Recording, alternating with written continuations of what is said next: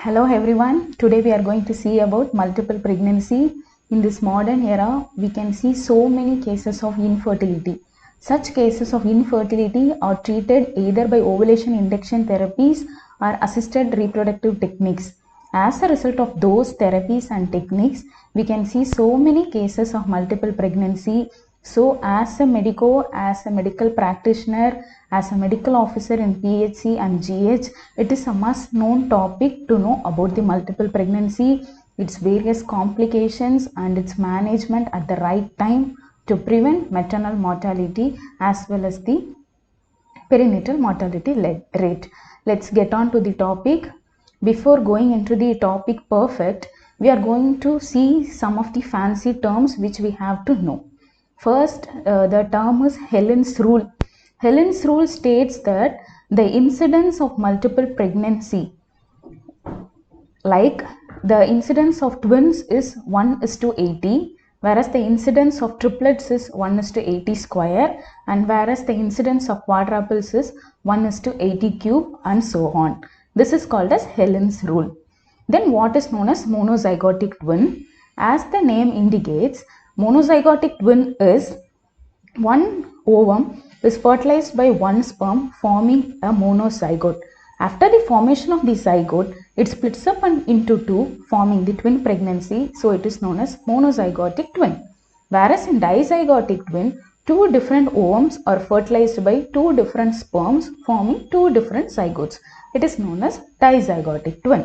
And superfecundation, it is a fancy term where two different ovum are fertilized by two different sperms, but both the ovums are released in the same menstrual cycle and they are fertilized by different act of coitus, not necessarily by the same person. So what is superfecundation means? Two different ovums are fertilized by two different sperms, but both the ovums are released in the same menstrual cycle and both are fertilized by the different coitus but not necessarily by the same person. It is known as superfecundation. Whereas superfetation, it is the fertilization of two ovums, but both the ovums are released in different menstrual cycle. So this phenomenon is not seen in humans. Then what is chorionicity? Chorionicity indicates the placentation. What is the placentation of this twins? It is known as the chorionicity. Chorionicity is very important for the further management and complications seen in the pregnancy. And what is zygosity? Zygosity indicates the conception. Okay, let's get on to the topic. We are going to see the types of twins. As we have already seen, there is dizygotic twin and monozygotic twin.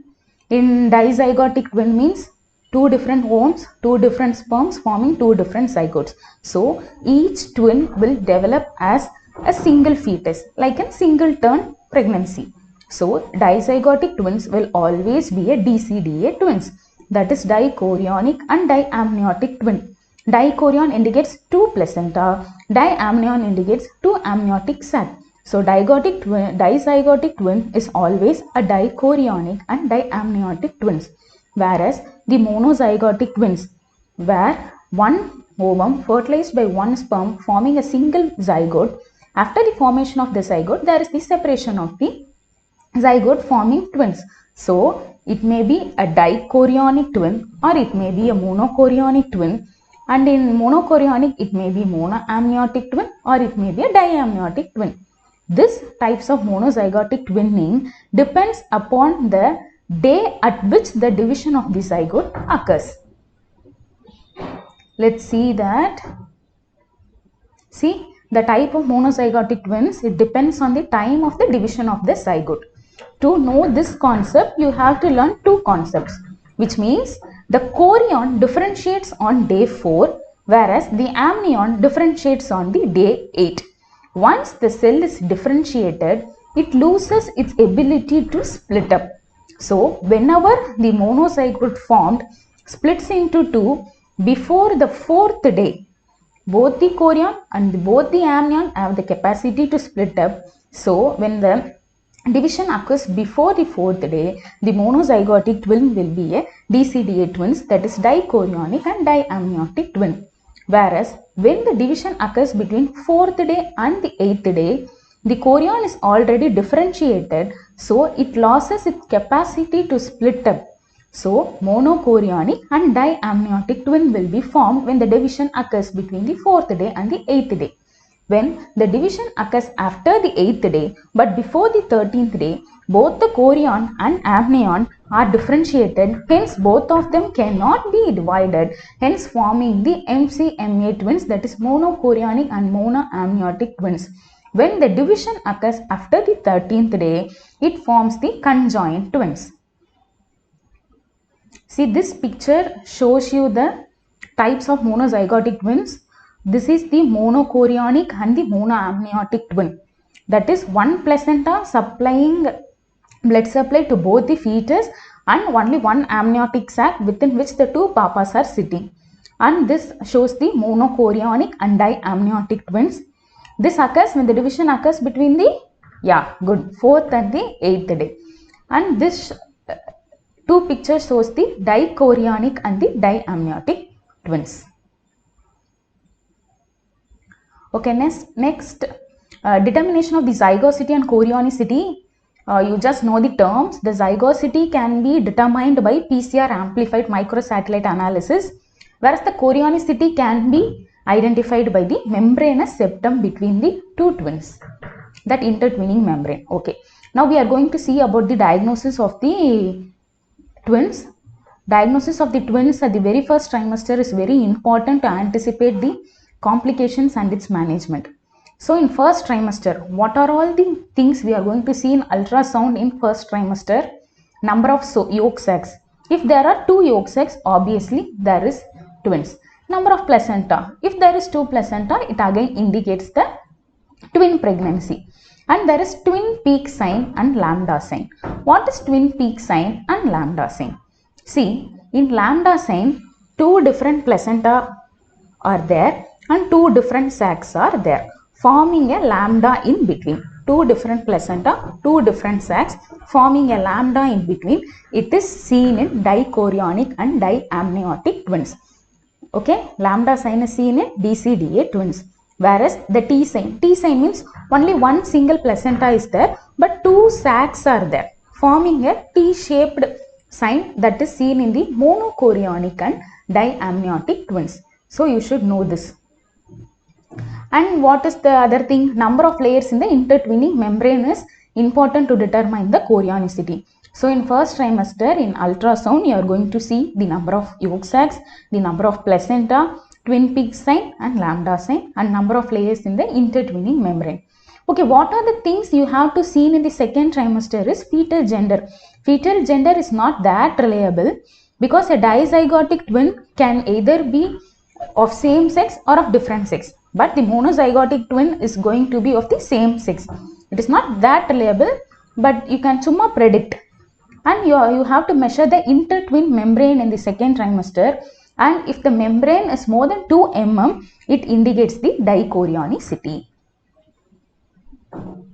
Okay, what are all the risk factors for dizygotic twinning? First is the race. As the studies indicates, it is more commonly seen in Nigeria. And the age. As the age increases, dizygotic twinning increases. Parity. As the parity increases, the incidence of twinning increases. Hereditary. Both maternal and paternal family history is very important when we are seeing twin pregnancy.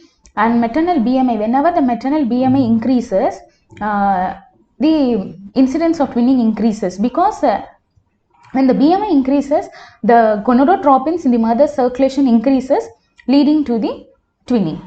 And iatrogenic factors like folic acid intake or OC pill intakes before the period of conception has shown increased incidence of twin pregnancy in humans. And as I said, assisted reproductive technology and ovulation induction therapies as a treatment of infertility, there is 20 times greater incidence of twin pregnancy and multiple pregnancy than a spontaneous conception.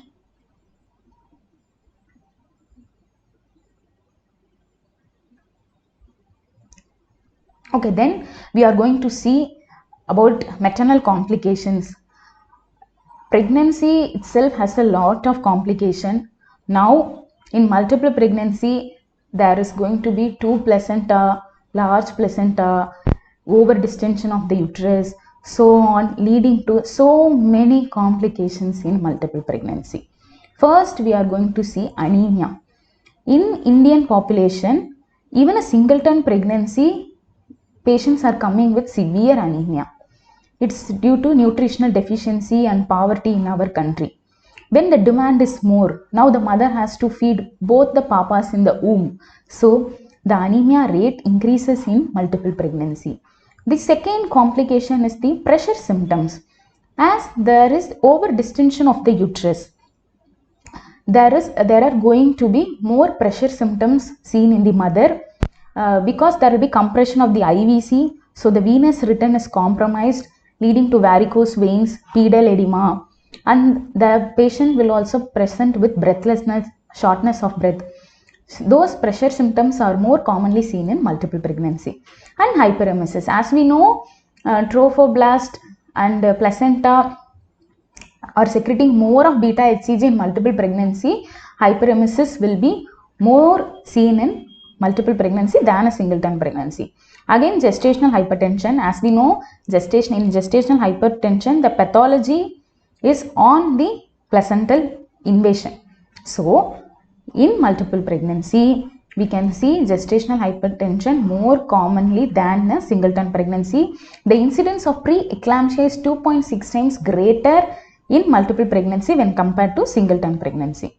And placental abruption is 8.2 times more than in singleton pregnancy. And gestational diabetes mellitus, as we know, pregnancy is a diabetogenic state. The hormone secreted by the placenta, the increased insulin resistance seen in the pregnancy are all exaggerated in multiple pregnancy due to more release of hormones by both the placenta. And acute fatty liver is more pronounced. Placenta previa, the rate of placenta previa is 0.6% when compared to the singleton pregnancy because multiple fetal parts are there. So the placenta will go and settle down where it gets the place.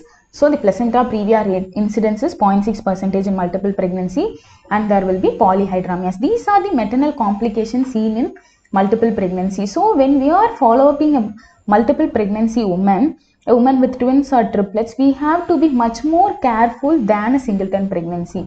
These complications are more pronounced in multiple pregnancy. So the early diagnosis of these complications and the timely treatment is very important to prevent the maternal mortality. Okay, now we are going to see the various fetal complications. Again, so many fetal complications are there in multiple pregnancy, like vanishing twin syndrome, malformations, chromosomal anomalies, conjoined twins, acardiac twins, single fetal demise, twin-to-twin transfusion syndrome, preterm labor, PPROM, cerebral palsy, IUGR, and growth discordance. Acardiac twin and twin-to-twin transfusion syndrome are explained in detail for your convenience to know the concepts. Let's see one by one. First, let's see the vanishing twin syndrome. So whenever we are doing a dating scan, the first trimester scan, we are seeing two yolk sacs, two gestational sacs, and we are confirming the twin pregnancy. But when we are doing the follow-up scan after the 14th week of gestation, you are seeing only one gestation sac developing into the fetus. So it means it is known as vanishing twin syndrome. That is, in dating scan, in your first trimester scan, you are confirming the pregnancy as twins. But in the further follow-up scan, after the 14th week, you can't see twins, but you are seeing only one papa is developing in the womb. It is known as the vanishing twin syndrome. It is due to the arrest of development and subsequent resorption of the fetus. So it has no further complication. The remaining one papa will develop as a singleton pregnancy, and you can continue it as a singleton pregnancy. So if the arrest of one fetus occurs before the 14th week of gestation, it is known as vanishing twin syndrome. Next we will see malformations. There are various malformations seen in the twins pregnancy. We can divide it into three types for our easy understanding. The first one is specific to twins, like acardiac twins, conjoined twins. These things are seen only in twins. So these malformations are specific to twins. The second one is mechanical or vascular factors. In one uterus, two babies are developing. So both the papas don't have adequate space for their development. So due to that mechanical compression and vascular compression, papas can have foot deformities, asymmetry of the skull, hip dislocation, and whenever the vascularity is compromised, babies will develop microcephaly, aplasia cutis, renal dysplasia, etc. Such malformations are seen in twins.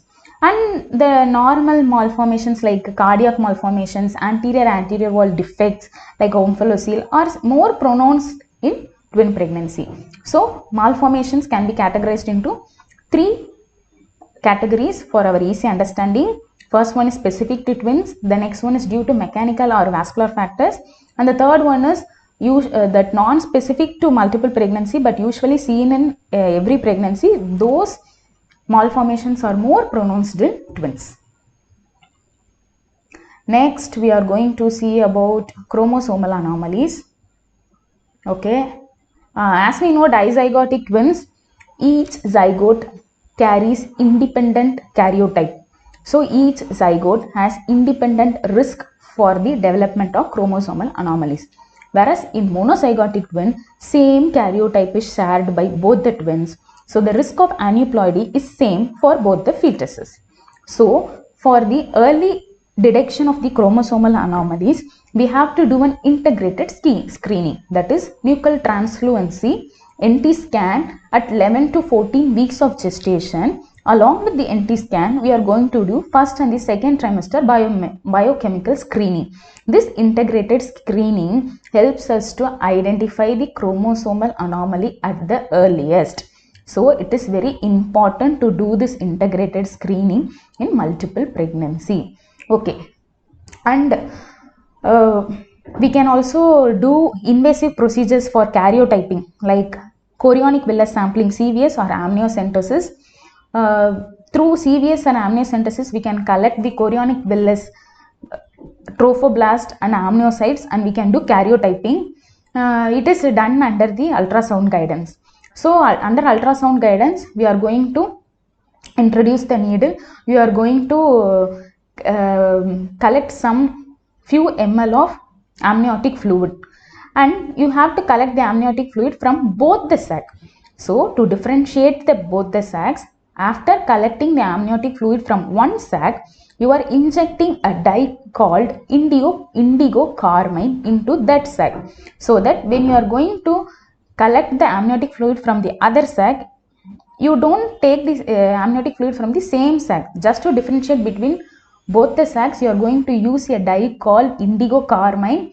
We are not going to use methylene blue, because methylene blue may cause fetal methemoglobinemia, and it may also cause small bowel obstruction in fetus. So we are not going to use methylene blue. Instead of methylene blue, we are going to use indigo carmine. Okay, that's all about the chromosomal anomalies. Now we are going to see about conjoined twins. Okay, when does the conjoined twin occurs? Yeah, very good. When the division of the monozygote occurs after the 13th day of the conception, the twins will be conjoined twins. Okay, in ultrasound, we are going to see 5 signs which indicates it is a conjoined twins. Okay, what are those things? You can remember, there are so many types of conjoined twins. When the heads are conjoined, you will call it as cephalophagus. When thorax, thoracophagus, omphalophagus. So many types are there. To remember this, you remember thoracophagus. When both the thorax of the fetuses are conjoined, what are all the signs you are going to see in ultrasound? First one is the bifid appearance of the fetal pole. The second one is both the heads are at the same level, and there will be extended position of the spines. And when one papa moves, the other also moves. So no change in fetal position relative to each other. and you will see 4 vessels in the umbilical cord. These are the 5 signs seen in the ultrasound to diagnose the conjoined twins. What are those things? Bifid appearance of the fetal pole, heads are at the same level, extended positions of the spine, no change in fetal position related to each other, and there will be 4 vessels in the umbilical cord. When you see these 5 signs, it is diagnostic of conjoined twins. Okay, now we are going to see one interesting topic called acardiac twins. It is also known as trap. Trap is always seen in monochorionic twin. One twin is called the pump twin, whereas the other twin is called the acardiac twin. That is, the acardiac twin means it doesn't have a heart. So the other twin is pumping the blood for this acardiac twin. So pump twin and acardiac twin. In acardiac twin, in trap, the perinatal mortality rate is 50 to 55%. Okay. What is the etiopathogenesis of this acardiac twin? There is an abnormal artery to arterial or venous to venous communication in the placenta. Due to this abnormal communication, there will be reversal of blood flow in the umbilical cord. As we all know, pulmonary artery carries the deoxygenated blood, whereas the pulmonary vein carries the oxygenated blood. Similar to that, umbilical artery carries the deoxygenated blood and umbilical vein carries the oxygenated blood.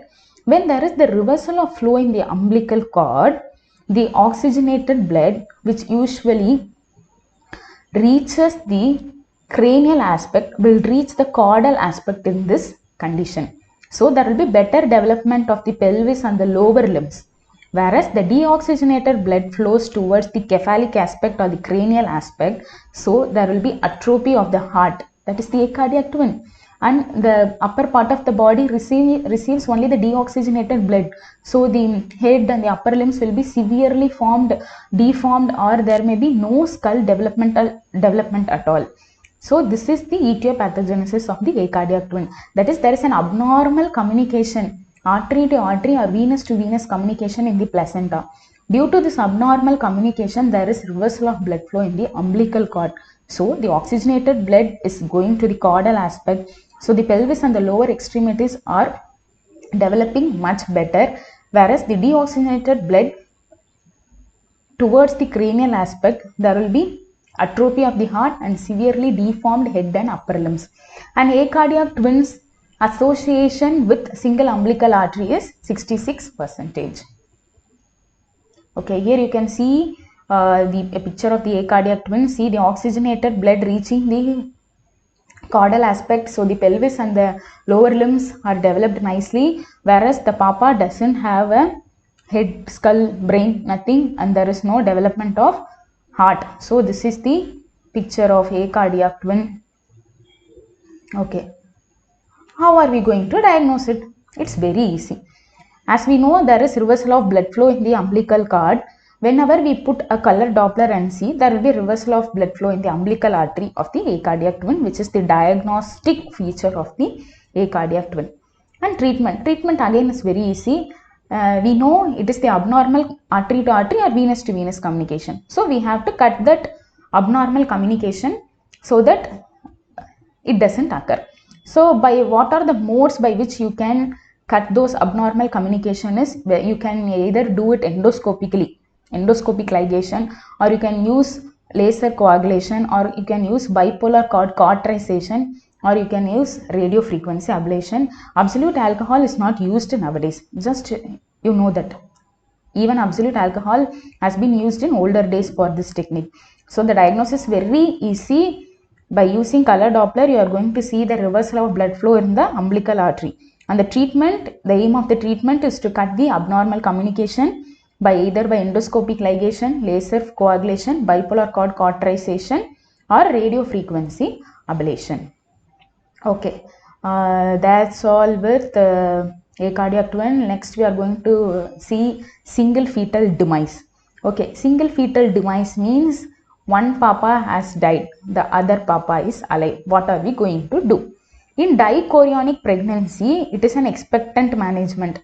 If the one papa is dead, you can allow the pregnancy to continue until the mother's coagulation system is normal. So there you should follow the pregnancy by doing bleeding time, clotting time and coagulation profile. If it remains normal, you can continue the pregnancy as singleton pregnancy. So in dichorionic pregnancy, the mode of management for single fetal demise is expectant management. Whereas in monochorionic pregnancy, the anastomosis of blood circulation between the two fetuses is the same. The risk of death is 12% in the surviving twin, and the risk of neurological abnormality in the surviving twin is 18%. So there will be hypotension and ischemic changes in the surviving twin. Those changes can be seen as multiple foci of encephalomalacia in all the organs, in brain, GIT, kidney, spleen. In all those organs, when you are seeing multiple foci of encephalomalacia, the surviving twin is going for hypotension and ischemic changes. So what are we going to do? Okay. Then single fetal demise, the management depends mainly on the gestational age and, as I said, chorionicity and the condition of the surviving fetus. In dichorionic pregnancy, as I said, the surviving twin is going to have a separate placenta and a separate amniotic sac, and so you can continue the pregnancy until the mother's coagulation profile remains stable. Whereas in monochorionic pregnancy, multiple organ injuries occur in the surviving twin because of the hypotension and ischemic changes, since both of them share the anastomosis in the placenta. So if it occurs before the period of pre-viable period, immediate termination should be done in monochorionic pregnancy. But if the single fetal demise in monochorionic twin occurs after the viable period of pregnancy, termination is indicated only when there is CTG abnormality indicating the fetal distress or abnormal MCA Doppler, or as if the fetal demise occurs towards term, almost nearing term, fetal demise occurs, now you can terminate the pregnancy. So it is very simple. Single fetal demise, you consider it as dichorionic twin and monochorionic twin. Dichorionic twin, you need not worry, you continue the pregnancy and you check for the coagulation profile of the mother, and if it is unaffected, you can continue the pregnancy, but there should be regular follow of the coagulation profile of the mother. Whereas in monochorionic twin, the surviving twin is more prone for multi-organ injury, which can be detected by multiple foci of encephalomalacia. So you have to decide whether to continue the pregnancy or to terminate the pregnancy. If the single fetal demise has occurred before the period of viability, termination is indicated. Whereas if it occurs after the period of viability, pregnancy can be continued, but it should be terminated whenever there is fetal distress or abnormal MCA Doppler, or the fetal demise occurs late in pregnancy. Okay, as I said, this multiple encephalomalacia can be diagnosed 2 to 3 weeks after the death of the first fetus by either by USG or MRI. Antenatal corticosteroids can be started for lung maturity between 24 to 34 weeks. Maternal coagulation profile should be monitored regularly, because in single fetal demise, mother is more prone for DAC. So bleeding time, clotting time and coagulation profile should be done periodically and followed up. Okay. Now we are going to see a very interesting topic called twin-to-twin transfusion syndrome, a fancy term. Okay. Here what is going to happen? It is always seen in MCDA twins, monochorionic and diamniotic twins. There is two types of TTTS. One is superficial and the deep. Superficial is either artery to artery or venous to venous communication, whereas deep, artery to venous communication. Okay, here there is going to be a donor twin and a recipient twin. So what are all the changes going to happen in donor twin and recipient twin? Donor twin is going to supply everything to the recipient. So the recipient twin has to, recipient's heart has to work more. So it will go for cardiac failure, hypertrophic cardiomyopathy, polyhydramnias will be there, everything will be more, polycythemia, everything will be more in recipient twin. Whereas the donor twin is going to give everything to the recipient twin. So it will be anemic, it will be small, IUGR babies, and there will be oligohydramnias in the donor twin. So donor will be very cutie papa, whereas the recipient twin, everything will be more, and due to over workload of the heart, the recipient twin will go for hypertrophic cardiomyopathy followed by the cardiac failure.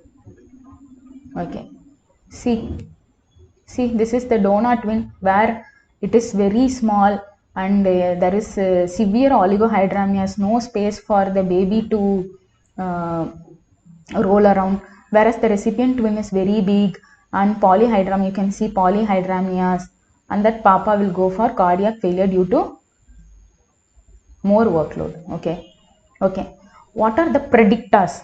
The TTTS can be predicted very early in the first trimester itself. So there are three main predictors in the first trimester. Those things are seen in the dating scan itself. So what are those things? Discrepancy in the CRL, that is the crown rump length between the two fetuses. If it is more than 10 mm, the baby is more prone for TTTS. Then we are going to see NT. The discrepancy in NT between the two babies, if it is more than 0.6 mm, it is more prone for TTTS. Then abnormal blood flow in the ductus venosus. These three things are the very good predictors seen in the very earliest stage in 11 to 14 weeks of the gestation. So if you are going to see these things in early scan, it is better to terminate the pregnancy at that time itself. Okay, what are those three predictors? Discrepancy in CRL more than 10 mm, discrepancy in NT more than 0.6 mm, and abnormal blood flow in the ductus venosus. Okay, what is the diagnostic criteria? As we see earlier, the TTTS is seen only in MCDA twins.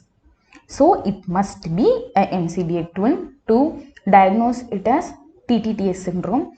And one papa will have oligohydramnias, that is single vertical pocket less than 2 cm, whereas the other papa will have polyhydramnias, in which the single vertical pocket is more than 8 cm in another sac. Okay, this is the two diagnostic criteria. Okay, next we have an interesting staging called Quintero staging for TTTS. Okay, there are 5 stages in this. The stage 1 says there must be oligohydramnias in one twin and polyhydramnias in the other twin. Stage 2 says bladder is not visualized in donor. Stage 3, critically abnormal Doppler in the donor. Stage 4, hydropic changes in the recipient. Stage 5, demise of one twin. Okay, stage 1 is oligo or poly, and stage 2, bladder is not visualized in donor. Why bladder is not visualized in donor? Because the donor twin is giving everything to the recipient, so there will be no renal perfusion, there will be no adequate renal perfusion, so there is no adequate urine formation, so bladder is not visualized. No urine formation, papa do not urinate, and there is oligohydramnias. Okay, and stage 3, critically abnormal Doppler in the donor. Stage 4, hydropic changes. Why hydropic changes? Everything is more polyhydramnias and more polycythemia, everything is there, and everything is going to get accumulate in the recipient's twin body, forming all ascites, pericardial effusion, pleural effusion, scalp edema, subcutaneous edema, leading to hydropic changes in the recipient. Stage 5, demise of the one twin. Okay, this is the Quintero staging of the TTTS. Okay, now we are going to see about the management. Stage 1, if it is in stage 1, only when there is oligohydramnias in one twin and polyhydramnias in the other twin, expectant management can be done, but the perinatal survival rate is 66% only. But you can try to continue the pregnancy. Whereas in stage 3 and stage 4, the perinatal loss is 70 to 100%. Okay. What are all the modalities of treatment to treat the TTTS? First one is amnio reduction. The recipient twin, there is going to be polyhydramnias in the recipient twin. So whenever the AFI is equal to or more than 40 cm, or the single vertical pocket is more than 12 cm, amnio reduction is indicated in the recipient twin. And our target AFI should be 15 cm. So the first treatment modality what we are seeing is amnioreduction.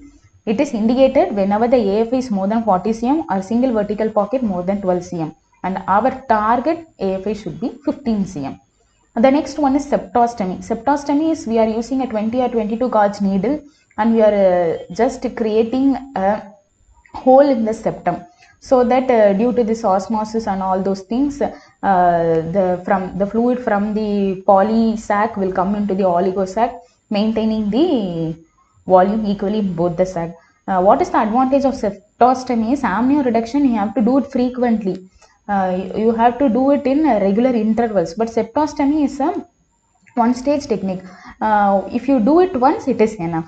And we can use laser ablation. Laser ablation is the treatment of choice nowadays. What laser we are using? We are using ND-ARG laser. Laser ablation is done under endoscopic guidance, USG guidance. Laser ablation is the treatment of choice nowadays. We are using ND-ARG laser. And we have a fetoscopic laser photocoagulation or new technique. It is usually done during the stage 2, 3 and 4 when it is seen less than 26 weeks of gestation.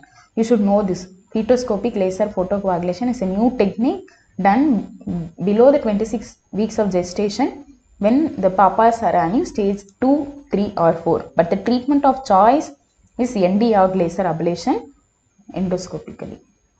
Okay. Now you can see the picture for TTTS management. See, we are using the ND-ARG laser, and in the septum we are going to coagulate it. And this picture shows the fetoscopic photocoagulation used for stage 2, 3 and 4 before the 26 weeks of gestation. Okay. So this is all about TTTS. Okay, then preterm labor. Okay, preterm labor is more commonly seen in multiple pregnancy. Why? Because God has created in such a way that when the uterus is distended to certain level, it will go into labor. But instead of one baby, two babies are developing.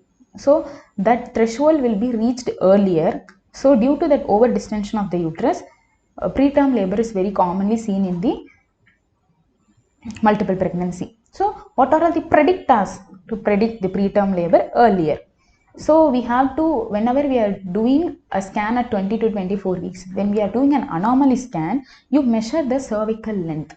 If the cervical length is less than 2 centimeter, if it is less than 20 mm, it will definitely go in for preterm labor. It is a predictor.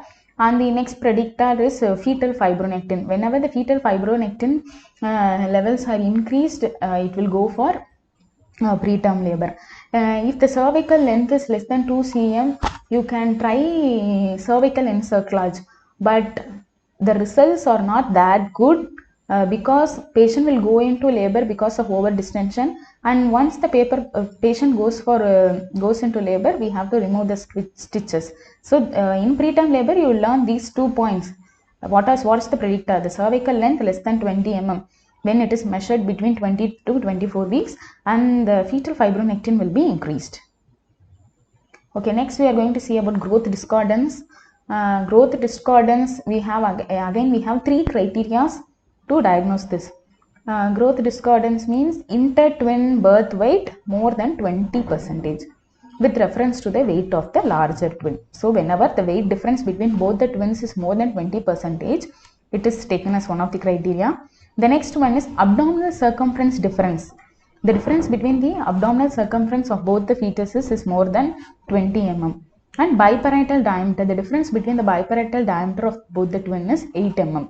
These 3 criteria indicate growth discordance. Weight difference more than 20%, abdominal circumference difference more than 20 mm, and biparietal diameter difference more than 8 mm. It is due to placental insufficiency, IUGR, TTTS, so many things like that. You just know the criteria, okay? Okay, how are we going to manage this pregnancy? Now we have so far seen all the complications of the pregnancy. Now we have to see about the management of the multiple pregnancy. As I said earlier, the demand is more. The mother has to feed both the babies in the womb. So the folate, iron and calcium supplements should be taken regularly by the mother to feed both the babies. And if a mother is having a normal BMI, her calories intake should be 40 to 45 kilocalories per kg per day. So the folate, iron and calcium supplements should be given regularly. And for a normal BMI mother carrying 2 babies or 3 babies, there should be 40 to 45 kilocalories per kg per day. Okay. Then we USG in ultrasound we have to do serial monitoring to diagnose the growth discordance, to look for the growth velocity, everything. For monochorionic twins, you should start the screening by 16 weeks and you have to do an ultrasound every 2 to 3 weeks. Whereas in dichorionic twins, you can start the USG at 18 to 20 weeks and you have to do it every 3 to 4 weeks. Okay, and you are going to see umbilical artery Doppler, and we should look for any Doppler changes in Doppler. Okay, this is the antenatal management. You should give adequate nutrition supplements. You should provide the mother with adequate calories and USG monitoring for monochorionic and dichorionic. Monochorionic start at 16 weeks and do the USG every 2 to 3 weeks. Whereas for dichorionic twins, start the USG at 18 weeks and do the USG every 3 to 4 weeks. And umbilical artery Doppler. This is how we are going to monitor the mother antenatally. And as the mother is more prone for all the complications, you should regularly check her BP. Her GCT should be done regularly to predict to diagnose the hypertension and the gestational diabetes mellitus. Okay. Now, what is the optimal time of delivery? Okay. What we are seeing in Indian scenario is for DCDA twins. DCDA twins is almost like a singleton twin, like not a singleton. What I'm saying is it is having a separate placenta and a separate amniotic sac. Two papas are developing separately. So the ideal time for delivery is 38 weeks for DCDA twins. Whereas for MCDA twins, 34 to 36 weeks. Whereas for MCMA twins, 32 to 34 weeks. Okay, this is the Indian scenario, but what is the Royal College of Obstetrics guidelines says that for dichorionic twins, you can terminate the pregnancy by 37 weeks, and for monochorionic twins, you can terminate the pregnancy by 36 weeks after the completion of antenatal corticosteroids, and for triplets, you can terminate the pregnancy by 35 weeks after the course of antenatal corticosteroids. You should know both these criteria for the optimal time of delivery. Okay, now we are going to deliver the babies. Okay, route of delivery, two twins are there. In first scenario is first twin is cephalic and the second twin is also cephalic. What are we going to do? We can allow her for normal vaginal delivery. Okay, for when the first one is cephalic and the second one is also cephalic, you can allow her for normal vaginal delivery. Okay, the second scenario is first papa is cephalic and the second papa is non-cephalic. Non-cephalic may be either breech or it may be transverse lie, something like that. So what are we going to do? Either you can allow her for normal vaginal delivery or else you can take her up for cesarean section. If you are allowing her for normal vaginal delivery, first papa is cephalic, it will be delivered by a normal vaginal route. If the second baby is breech, you can deliver the second baby either by breech extraction or else you can try external cephalic version and you can conduct the delivery. Okay, when the first baby is cephalic and the second baby is breech, the first baby is delivered by normal vaginal delivery. The second baby can be delivered either by breech extraction or else you do an external cephalic version and convert the breech presentation into cephalic and then deliver the baby by cephalic. Okay. If the first baby is cephalic and the second baby is transverse, what are we going to do? You conduct the first baby as normal vaginal delivery. The second baby is in transverse lie. You can do an internal podalic version and convert the transverse lie to breech and you can deliver the baby by breech extraction. but we are not going to do these versions. External cephalic version and internal podalic version carries so many complications. Placental abruption, uterine rupture or incidence is very more in these cases. So whenever the first one is cephalic and the second one is non-cephalic, you can go for cesarean section.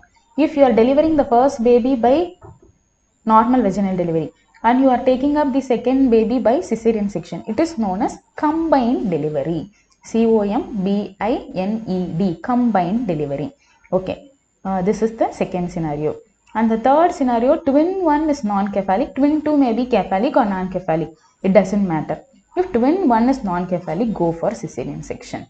Okay, and monoamniotic twins should be taken up for elective cesarean section after the completion of 32 weeks after the completion of antenatal corticosteroids.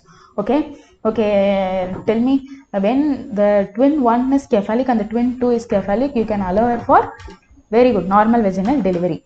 When the twin 1 is cephalic and the twin 2 is non-cephalic, that is, if the twin 2 is breech now, you can either do breech extraction or do external cephalic version and deliver the baby by cephalic. If the twin 2 is transverse now, you can either do the internal podalic version and convert it to breech, then do a breech extraction. But these versions carry so many complications, so better you go for cesarean section. But when the twin 1 is non-cephalic, the modality of treatment, the route of delivery is cesarean section. And for monoamniotic twins, elective cesarean section should be planned after the completion of 32 weeks of gestation, after the completion of antenatal corticosteroids. Okay, what is the intrapartum management? While the patient is in labor, how are we going to manage? How are we going to monitor the baby as well as the mother? Okay, CTG with dual monitoring. The cardiotocographic with the 2 fetal monitoring, place each one in one papas and monitor the fetal heart rate throughout the labor.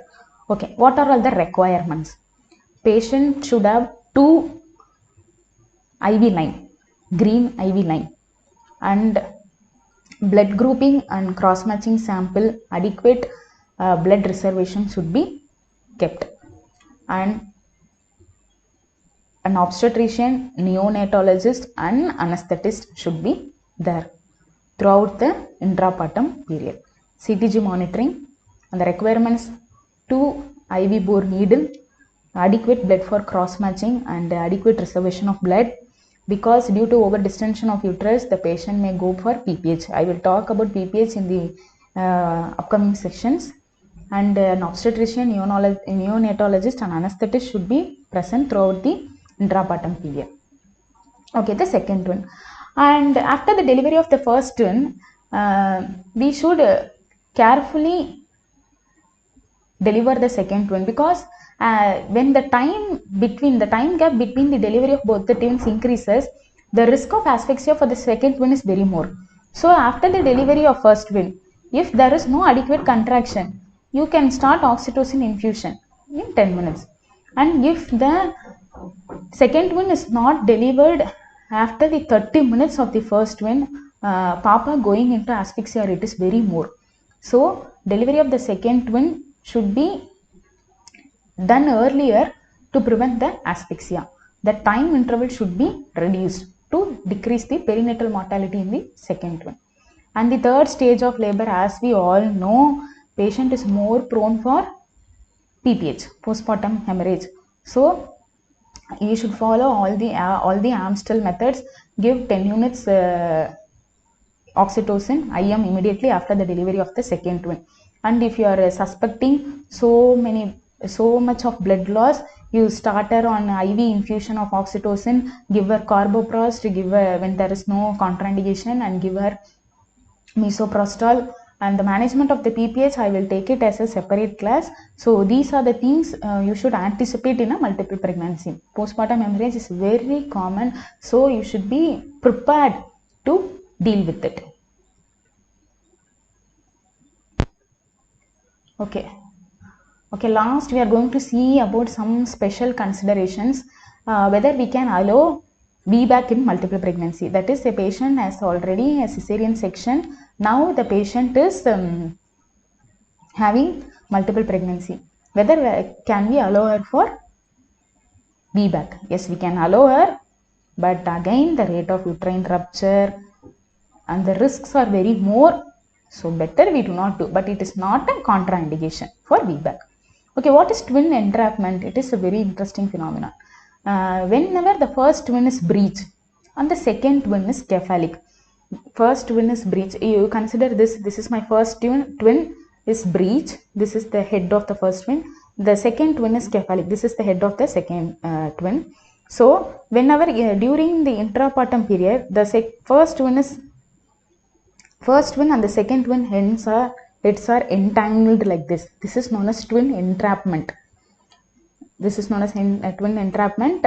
For this, what we have to do is we have to do a cesarean section. Under anesthesia, take her up for cesarean section, deliver the second twin through the abdominal incision. So when you deliver the second twin by the abdominal incision, automatically the first twin will be released. So can you either you can take it out as vaginally, or you can take it out through the abdominal incision itself. This is known as a twin entrapment. And triplet and higher order multiples, these triplets are also commonly seen nowadays, again due to ovulation induction therapies and assisted reproductive techniques.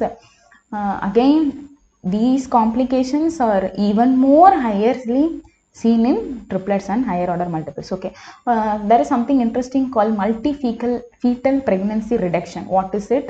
Whenever after the ovulation induction therapies and ARTs, whenever the mother is having triplets or more babies in her womb, we can reduce it. For that, we are going to use potassium chloride. 1 to 2 milliequivalents of potassium chloride is injected intracardiacally or intrathoracically. இப்போ there are 4 babies developing na, we need only 2 na, we are going to reduce the other 2 babies. For that reduction, we are going to inject 1 to 2 milliequivalents of potassium chloride either intracardiacally or intrathoracically into that fetus, so that the fetus dies and it gets resorbed.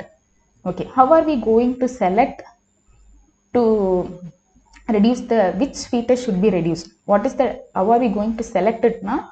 If possible, you can do karyotyping, and if any of the fetus has an abnormal karyotype, you can select that fetus, or the fetus which is having a smaller size when compared to other fetuses, you can select that. But don't select the fetus which is directly implanted near the cervix, because once we reduce that fetus, the chances of miscarriage and abortion of all the other fetuses is more.